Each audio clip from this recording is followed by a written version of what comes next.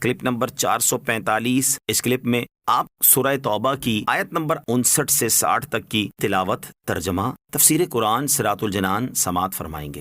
بسم اللہ الرحمن الرحیم۔ ترجمہ، اللہ کے نام سے شروع جو نہایت مہربان رحمت والا ہے۔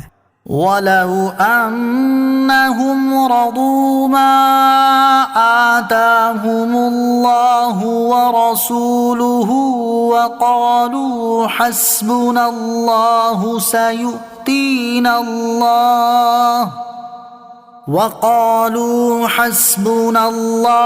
سَيُؤْتِينَا اللَّهُ مِن فَضْلِهِ وَرَسُولُهُ إِنَّا إِلَى اللَّهِ رَاغِبُونَ۔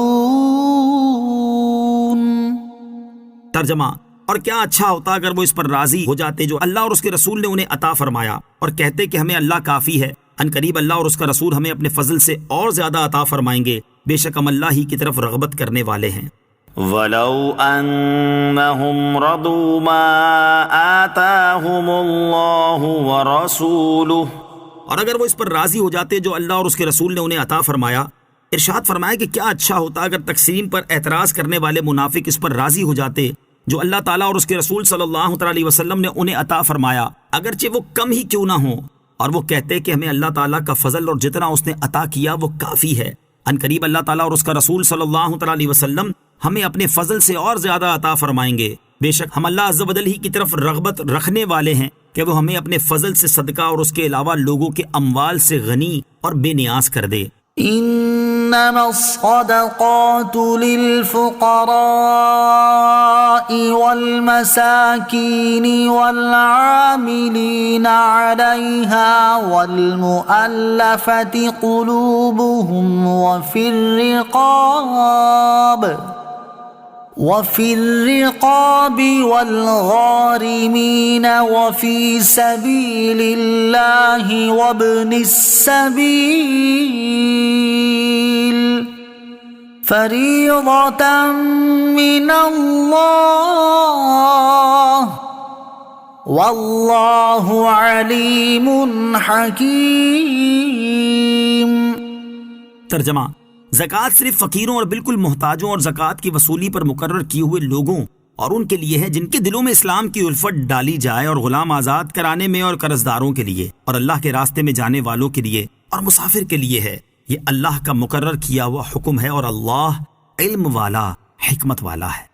انما الصدقات، زکوٰۃ صرف ان لوگوں کے لیے ہے۔ جب منافقین نے صدقات کی تقسیم میں سرکار دو عالم علیہ الصلوۃ والسلام پر اعتراض کیا تو اللہ عز و جل نے اس آیت میں بیان فرما دیا کہ صدقات کے مستحق صرف یہی 8 قسم کے لوگ ہیں، ان پر ہی صدقات صرف کیے جائیں گے، ان کے سوا اور کوئی مستحق نہیں۔ نیز رسول کریم علیہ الصلوۃ والسلام کو اموال صدقہ سے کوئی واسطہ ہی نہیں، کیونکہ آپ علیہ الصلوۃ والسلام پر اور آپ کی اولاد پر صدقات حرام ہیں، تو تان کرنے والوں کو اعتراض کا کیا موقع ہے؟ اس آیت میں صدقے سے زکوٰۃ مراد ہے۔ مصارف زکوٰۃ کی تفصیل اور ان سے متعلق شرعی مسائل۔ اس آیت میں زکوٰۃ کے مصارف بیان کیے گئے ہیں، ان سے متعلق چند شرعی مسائل سماعت کیجیے۔ نمبر 1، زکوٰۃ کے مستحق 8 قسم کے لوگ قرار دیے گئے ہیں۔ ان میں سے مؤلفۃ القلوب صحابہ کرام رضی اللہ تعالی عنہم کے اجماع کی وجہ سے ساکت ہو گئے، کیونکہ جب اللہ تبارک و تعالیٰ نے اسلام کو غلبہ دیا تو اب اس کی حاجت نہ رہی، اور یہ اجماع حضرت ابوبکر صدیق رضی اللہ تعالیٰ عنہ کے زمانے میں منعقد ہوا تھا۔ یہاں ایک اہم بات یاد رہے کہ مؤلفۃ القلوب کے حصے کو ساکت کرنے میں ایسا نہیں ہے کہ صحابہ کرام رضی اللہ تعالیٰ عنہم نے قرآن کریم کو ہی بدل دیا، کیونکہ قرآن مجید ایسی کتاب ہے ہی نہیں کہ مخلوق میں سے اسے کوئی تبدیل کر سکے، کہ یہ اللہ تعالیٰ کا کلام ہے اور اس کی حفاظت بھی اللہ تعالیٰ کے ذمہ کرم پر ہے۔ بلکہ صحابہ کرام کا مؤلفۃ القلوب کے حصے کو ساکت کرنے میں اجماع یقیناً کسی دلیل کی بنا پر تھا،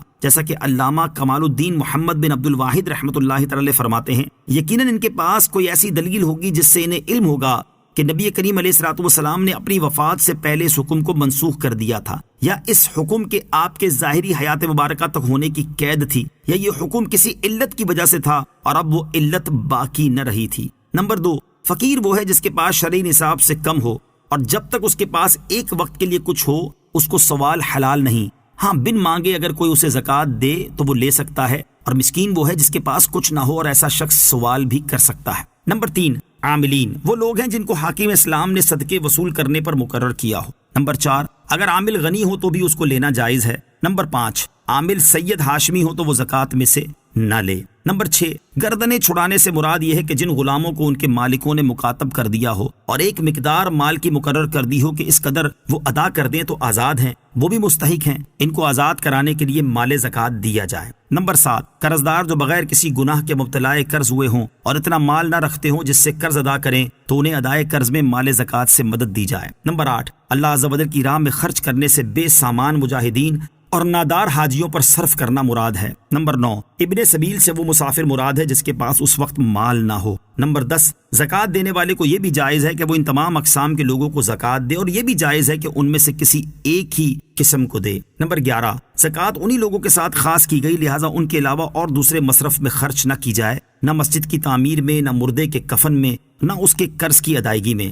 نمبر 12 زکوٰۃ بنی ہاشم اور غنی اور ان کے غلاموں کو نہ دی جائے اور نہ آدمی اپنی بیوی اور اولاد اور غلاموں